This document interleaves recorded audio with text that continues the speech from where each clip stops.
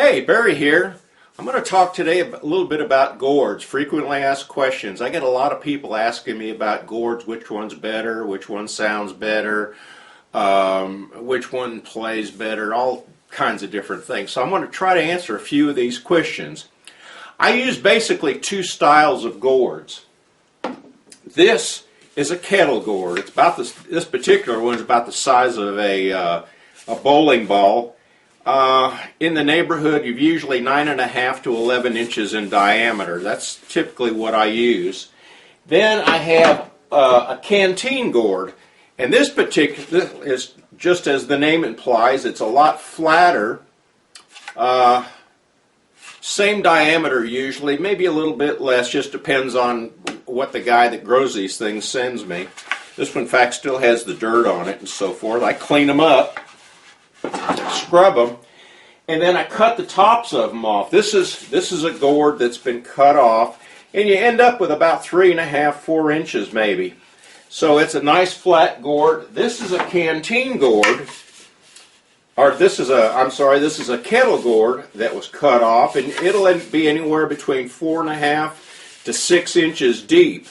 The Kettle Gourds give you a much deeper tone. They'll give you a lot of reverberation, give you a little bit more bass response and so forth, where the Canteen Gourd gives you a little bit brighter tone, a little bit more punch and so forth. So it kind of depends on the tone you want.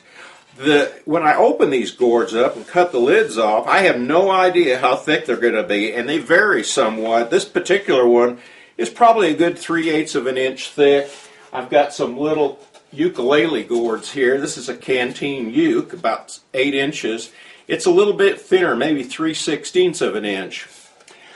When I get the lids cut off, prior to building the banjos, I fiberglass the inside of them. This one's just was fiberglassed yesterday, and as you can see, it's all kind of fuzzy.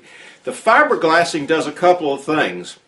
First, it reinforces the gourd. That way I can use a thinner gourd on a banjo, and actually a thinner gourd is going to give you a brighter tone. They make these guitars called ovations that have sort of a plastic bowl to them, and and they're very bright. They have very bright tone and everything, and I think the same thing could apply to a gourd, that the thinner ones are going to produce a brighter tone. Also, the interior of the gourd in the raw state is very porous. This is very, very light, and it's very porous on the inside. It's almost like hard foam.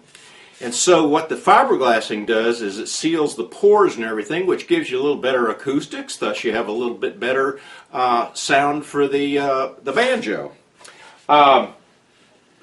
So anyway, that's kind of a primer to the styles and the use of the gourds. Now, I get a lot of people that tell me they get their gourds or get their banjos and so forth, they have trouble with the banjo slipping.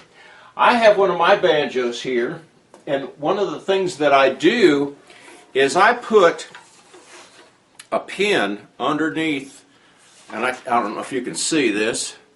There's a pin right here, and I put my simple strap on, which I have on my website, and what happens is when you put this on, this pin and the strap pulls the bottom of the banjo close to you, so it doesn't slip. If you don't play, especially with a kettle gourd, the gourd will, roll on you if you don't have a strap on it. A lot of people have come up with different ideas, shelf liners and rubber and all kinds of different things. So, but put a strap on it, and it's not gonna roll on you. On the other hand, if you don't want to use a strap, then I would suggest that you get a banjo with a Canteen Gourd on there, because that canteen is going to lay flat against you. It's not going to move even if you play it on your lap and so forth. I hope this answers some of your questions. If you're interested in some of my banjos, I'd invite you to look at my website, gourdbanjosbybarry.com, and I also have some other YouTube videos that explain some things about my banjos. And I appreciate you watching this little video.